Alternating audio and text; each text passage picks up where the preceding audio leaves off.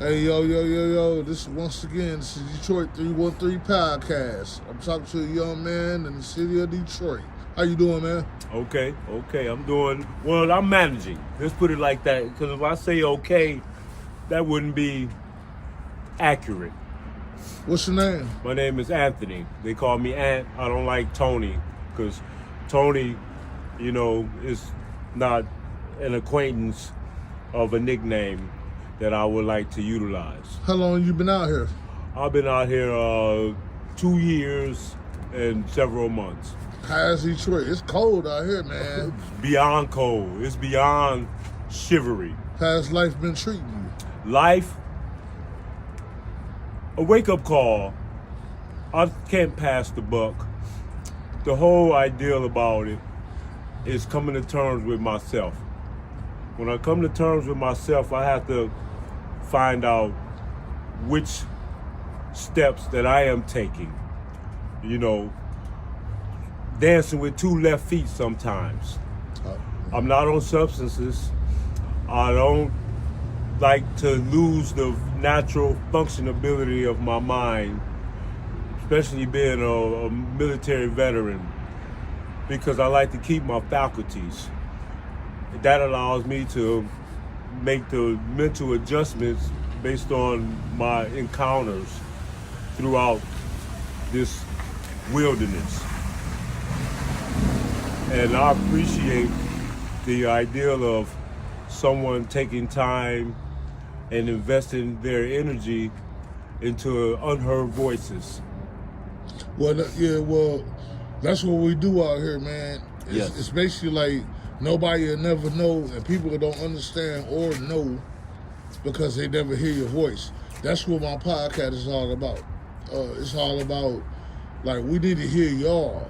You can't get help or any kind of anything unless we pretty much put you out here, man. So let me ask you a question. Yes, sir. So you said substances. So what's the reason why you've been out here? Well, the reason I've been out here is because I came up with a silver spoon in my mouth. I came up private school. I came up institutions. I came up being codependent. And when the challenge of me to individualize myself into independence, I got frightened. Okay. I got frightened. I've been under structure for so long.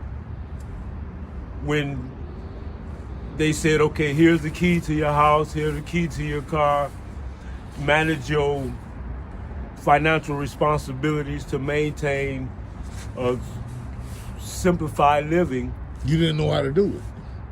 I knew how to do it, but I didn't know how to do it alone, because someone always was in the front of me doing it. My contribution was to ante up.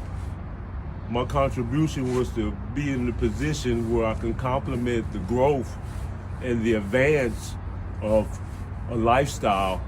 But when I became an individual, it was like all the things that were installed in me escaped. And I now describe myself as a late bloomer. So let me ask you this. So damn, I mean, well, your story is a little different. So you never indulged in any drugs? I have in the past. What was the drug of your choice? The drug of my choice was basically, I was experimentalist. The first time I was sent. What was your gateway? My gateway was Wild Irish Rose. That was my gateway. No one like me ever said that I predicted Wild Irish Rose would be a magnet in my life from years to come. To try other things. I didn't know or predict or have foresight that this one night of partying when the very first taste of it was like, oh man, I had to acquire it, and then the capacity grew. What did you do next? What I did next, I don't like marijuana because I don't like to cough, so I stayed away from marijuana. I understand. I don't like to cough. I experimented as a youth with cocaine. I experimented as just a youth. Crack cocaine? Crack cocaine, Habituals? methamphetamine, speed. And my experiment with that allowed me to relate to others who were in that lifestyle. Because my lifestyle, through my journeys in the course of my travels, I encountered a multitude of different personalities and peoples, from the mansions of Beverly Hills. I'm a professional chess player. Okay. I played all over the world. From Beverly Hills to the gutters of the Cass Corridor. I've experienced every which way, any which way you can, but now something spiritual is missing in me. I can speak all this because I have made the conscious decision to learn. I'm like a 57-year-old child. I had to relearn. I had to restart. So I began with my health, my physical health. I began with my acquaintance. I began with my relationships. But the trauma is the nightmares. I medicated myself with sleeping pills so I wouldn't have to dream. But I'm not afraid anymore. So Dracula, come get me. Just don't take all my blood. But yeah, with all due sincerity, you know, I still, by nature of God, and however one would like to believe him, I still have a purpose.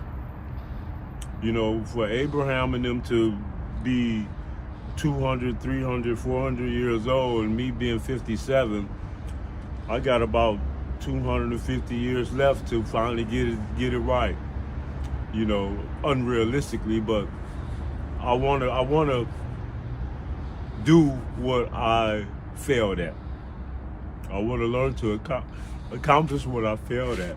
So let me ask this real quick. I'll let you talk, man, because this is a good interview. So what can you change right now where you can start over to where you could like fix the things that you've ruined? Or What I do now? Thank you. That's an excellent question. That really is heartfelt. I ran into a couple of street ministers. If you can be responsible for small things, when greater things come, I'll be able to handle it. So what I do now is I offer myself as a duty. I'm not the type that can stand without judgment on the corner and hold up a sign. Each his own. So I offer myself as a constructive, ethical duty. I go to gas stations and say, hey, can I do something by which I can earn some income that will allow me to make a living for a day? I come here to car wash Greenfield 8 Mile. Can I do something so I can manage a reasonable living for my needs for today? Food, shelter, sometimes in the garage with several candles as heat. Other times I encounter individuals, but I don't connect because it's hard. I don't trust anyone. I have insecurity issues, but I still connect, but I go my own way. And I've learned that if someone don't know who they are or where they're going, someone else is going to dictate to them how they see fit. And I have morals now. So I had to go back to my roots. My grandmama, my aunts, my mom, the village of families. And I've become an avid reader now. And my language is much better, and I don't get into the frustration of cuss words because my heart skips a beat when I have a sense of rage. So okay, well, hey, wow. So I'm gonna ask you this. Yes, sir. So are you stable now, or what's your future plans? Like, what's going on with you now? My future plans is to, what I'm earning, I'll put up, like I'll make $10 here, I'll put up 3. I'll make 15 at the gas station, I'll put up 5. And I give it to a significant trusted person as a savings. I don't want to open a bank account yet because they're after me. No, that's a joke. I'm just kidding. Child support. yeah. You go ahead. You get into that. It's okay. But really, I just have to. You got to start. I got to start somewhere. So do you have children? I have one daughter. How does she feel about you? My daughter, right now, her name is Kiara Elaine Butler. Okay. Me and her mother had issues. Of course. And while I was away on tour, my mother, which is my daughter's grandmother, they had a shared living with my daughter's mother, who I dearly love, but we just couldn't stay compatible. I can't party all the time. I can dance, but I can't party all the time. But she was the manager when we stayed together, my daughter's mother, and that's where I failed because I was the contributor. I let her manage all the specifics. And then when we separated, I went to a shelter and she stayed stable, and when I went on tour, that's when she felt, well, since you don't want to be with me no more, and I like to go out, I say, well, then you have to call if you want to see your daughter or something like that, and those things. I got out of the military because I'm an advocate against violence. I don't like conflict, I don't like war, unless particularly a person's life is at stake. I can be called anything out of my name, but if I feel that my breath is going to be taken by which I can't remain alive, I'm running. You gotta catch me, right. But what have you, I just want to be and succeed simply in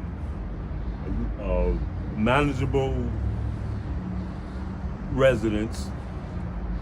I love public transportation, but I have legitimate, valid driver's license. No warrants, no parole, no probation. I owe nobody except those who love me and who have contributed to my well-being. But I just want to learn how to say, hey, I have a key and I can go into a place that has my name on it for a change. Not to be isolated or indifferent, but I want to do something where I can say, hey, God bless the child who has their own. So let me ask you this. So your future plans have your own place. Yes. So my thing is, if you out here and you trapped, how are you going to do that? I've learned that in a multitude of counselors, there's wisdom. Can't do it by yourself. Unless I couldn't do, I tried to do it by myself. I was leaning on my own understanding. I didn't seek advice. I didn't seek suggestions. That don't mean I was wrong or right. Sometimes you have to have a broad span of perspective, a point of view. I seek counseling now. I seek suggestions. I seek advice. And just as the President of the United States, he has, a panel or, individuals by which he says, should I make this decision? Should I make this decision? What do you think about this? But ultimately the decision is mine, but I have different points of views, and that empowered me with some things that I thought that I knew, but I didn't.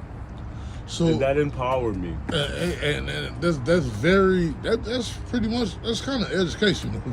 Yes. And I mean, if you thinking that deep, so if you go right your wrongs, if you go try to figure out what did I do wrong, what did I do wrong, what did I do to end up in this predicament? Man, it's cold out here. Man, people are dying. What I did wrong, I didn't stay in pursuit. Okay. People are dying out here. I didn't stay locked in. Yeah. I didn't stay focused. I'm my worst enemy. My distractions disallowed me because I was acting on emotion without the benefit of intellect. If the bus took too long, I used that as a reason to quit a job. Detour. Yeah, quit a job. Go get, well, the bus ain't here, so I'm gonna go get high. Right. The bus ain't here, so I'm gonna go to the bar. Yeah. The bus ain't here, I'm gonna go to the party. Fuck that job. Boss, I'm not feeling well today. Yeah. Stay the course, Anthony. Stay focused, because there's an entity out here that don't want us to achieve something simple as a smile, something simple as a hello, something simple as a bacon and egg and pancake breakfast. Yeah. Potato chips. Name a bag. A beef jerky. Anything is yeah. Name a cupcake. Yeah. Name I haven't eaten in several hours. Can I take out your garbage for a sandwich? Stay the course. Stay focused. When that one comes, don't be tricked. Talk to someone. My favorite dancer, with Ellen. Talk to someone. In other words, ask for help. It's out here. Ain't nobody bigger than help. The help is a sign, is a SOS. Yes, sir. SOS.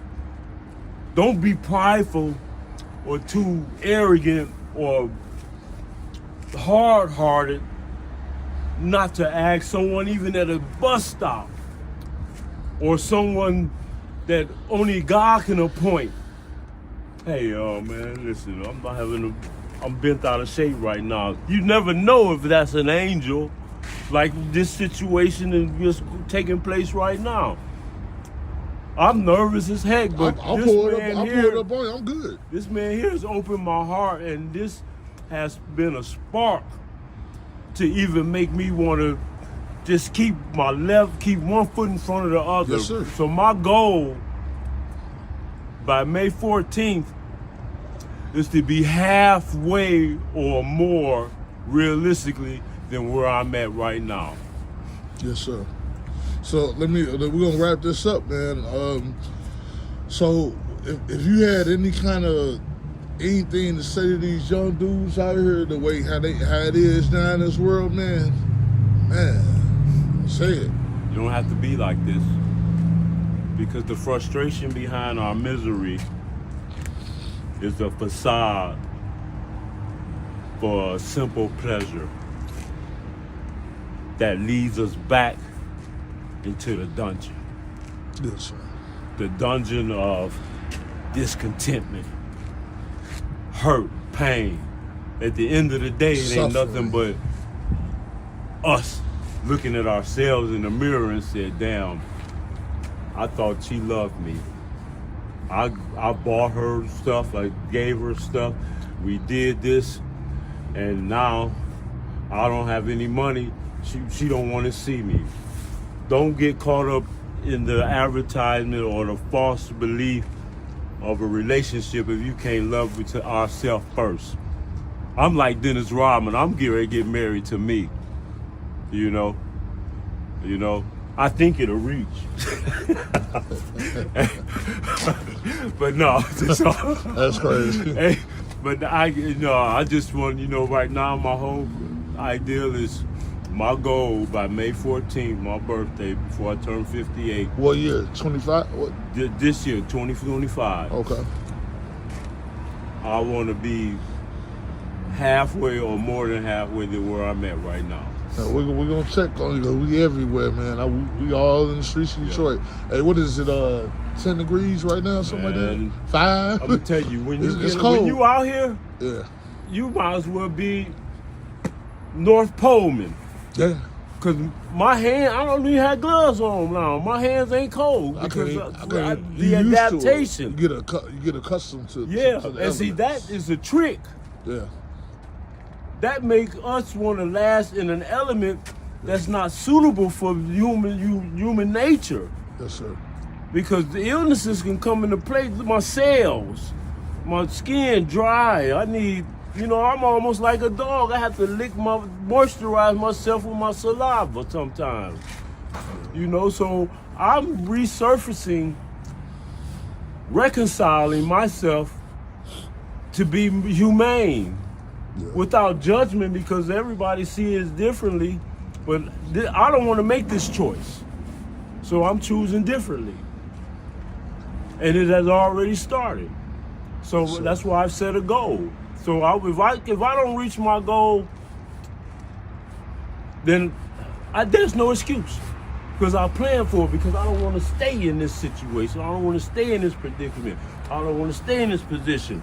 I don't want to keep missing layups. I don't want to keep drowning when I know I can swim and make it to shore. Right. I don't want to put my right shoe on my left foot no more. I don't want to walk awkwardly no more.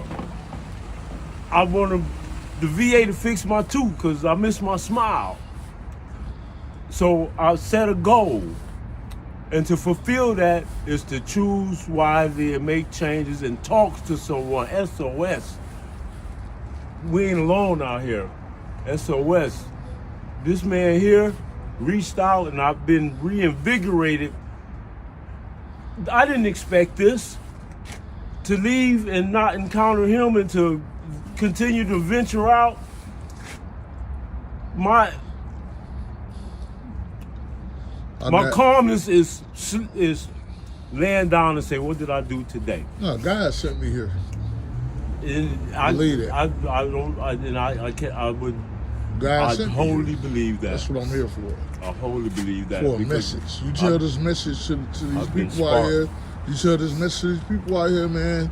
That's your purpose. Okay? Yes, that's sir. what I'm here for. Now tell everybody where you at, man. We on 8 Mile of Greenfield. 8 Mile Greenfield. Hey, Detroit 313 podcast. Can you say that? 8 Mile Greenfield. Detroit 313 Detroit podcast. 313 podcast. Y'all hit that like button. Y'all hit that share. Y'all share this video with others that need education. And come get your car washed over here. And y'all make sure y'all hit that like. All right, hey, there we go, y'all. There go another one. Thank you.